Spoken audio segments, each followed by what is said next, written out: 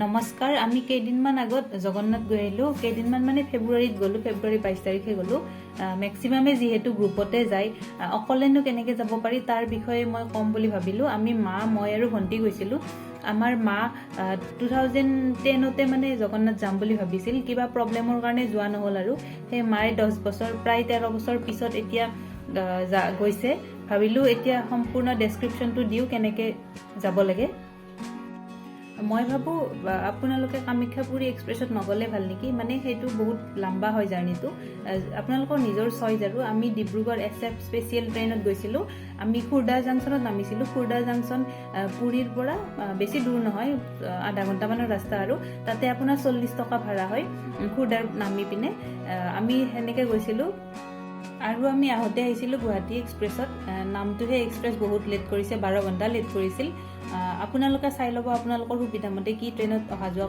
কৰে এনে সাধাৰণতে 5 দিন হলে হৈ যায় একদিন আহতে একদিন যাওতে আৰু 3 দিন ফুৰিব আপোনালোকে যদি চিল্কা হ্ৰদ চাব বিচাৰে তেতিয়াহলে এদিন অলপ বেছিকে লাগিব আমি যেহেতু সাগৰৰ পাৰতে আছিলো সেই কাৰণে আমি চাব নগলো হেতু আপোনালোকৰ ওপৰত কৰে আৰু কিছুমানে কি কৰে আহতে উৰিষ্যাৰ পৰা কলকাতালৈ আহি কলকাতাখনো ফুৰিব বিচাৰে আপোনালোকে যদি বিচাৰে হেনেকেও কৰিব পাৰে আমি যেহেতু আমাৰ হাতত ইমান সময় নাছিল ছুটিও ইমান নাপাও সেই কাৰণে আমি অকল উৰিষ্যা আৰু ভুৱনেশ্বৰে চালো আৰু তাতে হোটেলৰ ইমানো দাম নহয় 600-800 ভিতৰত ভাল ৰুম পাই যাব সাগৰৰ পাৰত মই ভাবো সাগৰৰ পাৰত ললে বেছি ভাল আপোনালোকে খোৱা লোৱাটো ইমান প্ৰবলেম নাপাব আমিও সাগৰৰ পাৰতে লৈছিলো আৰু উৰিষ্যাত পুৰী মন্দিৰৰ বাহিৰে চাব লগা বহুতখিনিয়ে আছে আপোনালোকে যদি চাব বিচাৰে ট্ৰেইন ষ্টেচনৰ ওচৰত যিবিলাকে কৈ থাকে সেইখিনিত নাযাব সেইখিনি অলপ মানে ইমান ভাল নহয় আপোনালোকে হোটেলত আহিব ডাইৰেক্ট হোটেলৰ মেনেজাৰে কন্টেক্ট কৰি দিব ইমানো পইচা নলয় সাইট সিইঙৰ বাবে আমি ষ্টেচনৰ পৰাই কৰিছিলো আমাৰ পাৰ হেড নন এসি 350 লৈছিল আৰু আমি এসিত যোৱা নাই বাৰু আৰু এনে এসিত 450 লয় এনে আমাৰ হোটেলৰ কৈছিল মানে যদি হোটেলৰ মানুহজনে কৈ দিলে হয় তেতিয়ালে 275 মান ললে হয় আৰু সেই কাৰণে মই ভাবো যদি আপোনালোকে বিচাৰে সাইট সিইঙৰ কাৰণে তেতিয়াহলে এই হোটেলৰ পৰাই মানে কমপ্লিট ডিটেইলছ খিনি লৈ লব কত কেনেকৈ কাক কন্টেক্ট কৰিব লাগে সেই তেতিয়াহলে বেছি পইচা নাযাব আৰু পাৰ্সোনাল গাড়ী নললে ভাল এনেকৈ গ্ৰুপত যাব পাৰ্সোনাল গাড়ী ললে মানে খৰচটো অলপ বেছি পৰি যায় সেই কাৰণে গ্ৰুপত যাব আপোনালোকৰ গাইডো দিব তেতিয়াহলে সুবিধাটো ভাল হয় ভালকে বুজি পোৱা যায় আৰু গাইড ললে এক্সট্ৰা খৰচ পৰি যায় 500 টকা মানে যতে গাইড লয় আৰু 500-200 হেনেকেতো লবই দিয়কচোন সেই কাৰণে ভাবো যদি এনেকে গ্ৰুপত যায় তেতিয়াহলে বেছি ভাল হ'ব সেইটোৱে আৰু তাত আপোনালোকে অক্টোবৰৰ পৰা মাৰ্চৰ ফাৰ্ষ্ট উইক মানত গলে বেছি ভাল তাৰে পিছত বহুত গৰম পৰি যায় যেহেতু আমি ফেব্ৰুৱাৰীত গৈছিলো ফেব্ৰুৱাৰীততো অসমত ঠাণ্ডা আছিল আমি সোৱেটাৰ পিন্ধি গৈছিলো কিন্তু তাত আমি বহুত গৰম পালো সেই কাৰণে সাগে মাৰ্চ এপ্ৰিলত সাগে বহুত গৰম হ'ব সেই কাৰণে সেই মাহত নগলে ভাল আৰু আমাৰ ট্ৰেইন ৰাতিপুৱা 6টাৰ পৰা আছিল কাৰণে আমি ৰাতিপুৱাই ওলালো সেইদিনা দিনটো আৰু পিছদিনা দুপৰীয়ালৈ গোটেই খোৱা লোৱা মিলি 500 মান গৈছে আৰু এয়া বহুত ধুনীয়া ফুল গোটেই ৰাস্তাতে আছে ভিডিঅ' কৰিব লওঁতে ট্ৰেইনখন বন্ধই হৈ গ'ল সেই কাৰণে ভিডিঅ' কৰিব নহ'ল আৰু আমি দুপৰীয়া গৈ পালো পুৰী খুৰদা জাংচনৰ পৰা গৈ আমি সাগৰ দেখি থাকিব নোৱাৰিলো আমি ডাইৰেক্ট একো নোখোৱাকৈ ডাইৰেক্ট আমি গ'লো গৈ পিনে এয়া ভনী ভয় কৰি আছে মই টানি লৈ যাই আছো আমি দুপৰীয়া একো খোৱা নহ'ল তেনেকৈ দুপৰীয়া মানে আমাৰ ধৰক 3:30 মান বাজিছিল তাতে আপুনি 1:30-2টা মানৰ পৰা গধূলি 6:30-5টালে মানে চব দোকান বন্ধ হৈ যায় একো খাব নাপায় আমি একো খাব হেনেকৈ নাপালো এই কিবা কিবি আৰু এনেকা পুৰি চুৰি খালো ভাতৰ হোটেল বন্ধ হৈ যায় এয়া আমাৰ হোটেল ৰুম পাৰ ডে 600 লৈছিল গ্ৰাউণ্ড ফ্লোৰ আৰু ওপৰত আপোনাৰ 800 হোটেলৰ নাম আছিল হোটেল শ্ৰী মন্দিৰ হোটেল কেমেলিয়নৰ ওচৰতে হয় হোটেলখন কলে সবে চিনি পাব আৰু আপোনালোকে যাব পাৰে নাম্বাৰটো দি দিছো তাৰ পিছত আমি বাহিৰে আমি সাগৰৰ পাৰত গলো গধূলি আকৌ সাগৰৰ পাৰত গলো গৈ পিনে এয়া দৃশ্য ইমান মনোমোহা এয়া ঘোঁৰা দেখিছে নহয় ঘোঁৰাত উঠিলে 50 টকা আৰু উটো আছে উটত উঠিলে 100 টকা লয় এয়া দেখিছে গধূলি ইমান ধুনীয়াকৈ গোটেই লাইট চাইট দি পিনে গোটেই দোকান ষ্টাৰ্ট হৈ গৈছে আৰু কিন্তু দুপৰীয়া একদম খালী দেখিব দুপৰীয়া একো নাথাকে মাই ফুৰ্তিতে জিতি গৈ আছে তাৰ পিছত আমি সাগৰৰ পাৰত বহিলো বহুত সময় বহি ঠাণ্ডা হাৱা খালো বেলুন গিটো দেখিছে নহয় বেপাৰী এটাই জোৰ কৰি দি থৈ গৈছে লৈ ললো আৰু ইমান জোৰ কৰি দিয়াৰ কাৰণে তাৰ পিছত আমি সাগৰীয়া মাছ খাব গ'লোঁ। এখন দোকান দেখিছে নহয়, এই ডাঙৰ, আমি এইকেইটা ল'লোঁ আৰু ডাঙৰ মাছত 100 টকা ল'লে নেকি, এইবিলাকত 50 টকা আৰু ৰেট বেলেগ বেলেগ আৰু। তাৰপিছত যিহেতু আমি দুপৰীয়া ভাত খোৱা নাছিলোঁ, আগদিনাও ট্ৰেইনত ভাত খাই আছিলোঁ, সেইকাৰণে আমি এখন ভাল হোটেল বিচাৰি গ'লোঁ। হোটেলত গ'লোঁ, এয়া ভনী মোক চকু মুজি থকা ফটো মাৰি দিছে যে যি নহওক ফটো উঠিলোঁ অলপ সময়, অৰ্ডাৰ যেতিয়ালৈ ৰেডি হোৱা নাছিল আৰু। তাৰপিছত লৈ পিনে আমি সেইখিনি খালোঁ। গৈ পাবৰ ছেকেণ্ড দিনা মানে ডে 3 আৰু সেইদিনা ৰাতিপুৱাই আমি আকৌ সাগৰৰ পাৰত গ'লোঁ, কাৰণ আগদিনাই ফটো চটো উঠা হোৱা নাছিল, গধূলি হৈ গৈছিল, ভাগৰো লাগি আছিল, ইচ্ছাও নাছিল আৰু সেইকাৰণে আমি গৈ পিনে ভালকৈ ফটো চটো উঠি ল'লোঁ। গৈ পিনে তাৰপিছত আমি জগন্নাথ যাম ভাবিছোঁ, সেইকাৰণে ৰাতিপুৱা 8টা মানতে সাগৰৰ পাৰত গ'লোঁ।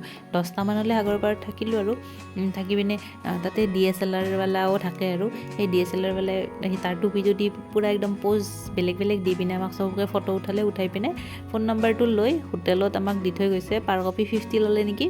তাৰপিছত গধূলি দি থৈ গৈছে আৰু বঢ়িয়াকৈ। মা পূৰা এনেতো মায়ে চাদৰ মেখেলাই পিন্ধাই দিয়কচোন, তাত গৈছে বুলি আৰু অলপমান চুইজাৰ পিন্ধাই দিছোঁ আৰু কুকুৰটো দেখি মাক বোলে মৰমতে ফটো মাৰিব লাগে। তাৰপিছত মাৰ এইটো হ'ল ফেভৰেট প'জ, কিবা সাগৰ দেখাই আছে আৰু। তাৰপিছত আমি সেনেকৈ ফটো চটো উঠি আমি আহিলোঁ আৰু জগন্নাথক গা পা ধুই পিনে। জগন্নাথৰ ভিতৰত কেমেৰা নিব নিদিয়ে, সেইকাৰণে আমি বাহিৰৰ পৰাই ফটো মাৰিলোঁ। যদি আপোনালোকে ফাৰ্ষ্ট টাইম গৈছে তেতিয়াহ'লে পাণ্ডা ল'লে ভাল, তেওঁলোকে বহুত ভালকৈ বুজাই দিব আৰু ক'ত কি আছে। আমিও পাণ্ডা লৈছিলোঁ। চব ষ্টেটৰ কাৰণে পাণ্ডা বেলেগ বেলেগ। এতিয়া আমি অসমৰ পৰা গৈছোঁ, আমি অসমৰ পাণ্ডাই ল'ব লাগিব। হোটেলত কৈ দিলে হয় আৰু অসমৰ পাণ্ডাৰ লগত কণ্টেক্ট কৰাই দিয়ে। আৰু মই নাম্বাৰ এটা দিছোঁ, যদি দৰকাৰ হয় সেইটোত ফোন কৰি ল'ব। আমি সেই তেখেতক লৈছিলোঁ। তাৰপিছত তেখেতে আমাক জগন্নাথৰ বিষয়ে বহুত কথা ক'লে। এই জগন্নাথৰ পতাকাখন দেখিছে নহয়, সদায় হাৱাৰ অপজিট ছাইডত ঘূৰে আৰু মন্দিৰটোৰ কেতিয়াও ছাঁ নপৰে ভিতৰত, আৰু সাগৰৰ যিমান শব্দ আহে সেইবোৰ কেতিয়াও ভিতৰত নোসোমায়। মূৰ্তিকেইটাৰো কাহিনী আছে। এই ৰজাক বোলে সপোনত আহিছিল যে 3ডাল কাঠৰ পৰা মূৰ্তি বনাব লাগে, আৰু যোনে বনাব কাৰিকৰজনক 14 দিনৰ কাৰণে ভিতৰত সোমাই থ'ব লাগে। যেতিয়া 4-5 দিন হৈ গ'ল, কাৰিকৰজনৰ একো শব্দ শুনা নাছিল, ৰজাৰ ঘনীয়েকে দৰ্জাখন খুলি দিব দিলে। তেতিয়া মূৰ্তিটো কমপ্লিট হোৱা নাছিল, সেইকাৰণে দেখিব জগন্নাথ, বলভদ্ৰ আৰু সুভদ্ৰাৰ ভৰি নাই আৰু হাতো নাই। আৰু যিহেতু আমাৰ পঞ্চ ইন্দ্ৰিয় ভালকৈ নাথাকিলে বেলেগ ইন্দ্ৰিয় কাম কৰিব লাগে, সেইকাৰণে জগন্নাথৰ চকু ডাঙৰ। দেখিছে নহয়, মূৰ্তিটো দেখিবলৈ অলপ বেলেগ টাইপৰ। তাতে ভোগ বনাই, সেইটো সদায় মাটিৰ বাচনত বনায়, আৰু আজি ব্যৱহাৰ কৰা মাটিৰ বাচনখিনি কালি ব্যৱহাৰ নকৰে। পাণ্ডাই কোৱা মতে ডেইলি 50,000 টকাৰ নতুন নতুন মাটিৰ বাচন আনে, আৰু সেইবিলাক নেক্সট দিনা পেলাই দিয়া হয়। আৰু তাতে যিটো ভোগ বনায় সেইটো ভোগ প্ৰথমে 7টা লেয়াৰত বনায়। প্ৰথমে একদম ওপৰৰটো সিজে আৰু শেষত একদম তলৰটো সিজে। তাৰে পিছত যিবিলাকে বনাই ধৰক ভোগটো, তেখেতসকলে সদায় মহিলাৰ বেশত যেনেকৈ শাৰী গহনা সেইবিলাক পিন্ধে, মানে নিজকে লক্ষীৰ ৰূপত সজাই তেনেকৈ মানে প্ৰসাদ বনায়। তাতে বহুত বছৰ পুৰণি এডাল গছ আছে, য'ত শংকৰদেৱে ধ্যান কৰিছিল। সেই গছডালত সূতা সেনেকৈ বান্ধিব লাগে, সেইটো বান্ধিলে বোলে মনৰ আশা পূৰণ হয়, আৰু কিবা মনৰ ভালপোৱা ফল এটা এৰি থৈ আহিব লাগে 1 বছৰৰ কাৰণে। এইটো এটা মন্দিৰ য'ত মুছলিম মানুহক সোমাব দিয়া নহয়। 1984 চনত ইন্দিৰা গান্ধীও আহিছিল, তেখেতক সোমাব দিয়া নাছিল, যিহেতু তেওঁ মুছলিমৰ লগত বিয়া হৈছিল। জগন্নাথ মন্দিৰত ভোগ দিয়া মানে মৃতকৰ আত্মাৰ শান্তিৰ কাৰণে ভোগ দিয়া হয়। যিহেতু আমি পাণ্ডা ধৰিছিলোঁ, সেইকাৰণে আমাক বিষ্ণু ভৱনতে খাব দিছিলে। এয়া হ'ল প্ৰসাদ। আমি আমাৰ ৰুমৰ পৰা অকল 100 টকা ভাড়া। আমি যাওঁতে ই-ৰিক্সাতে গ'লোঁ, খালি আহিবৰ টাইমত বহুত ভিৰ আছিল, বিয়া চলি আছিল কাৰণে আমি খোজকাঢ়ি আহিলোঁ।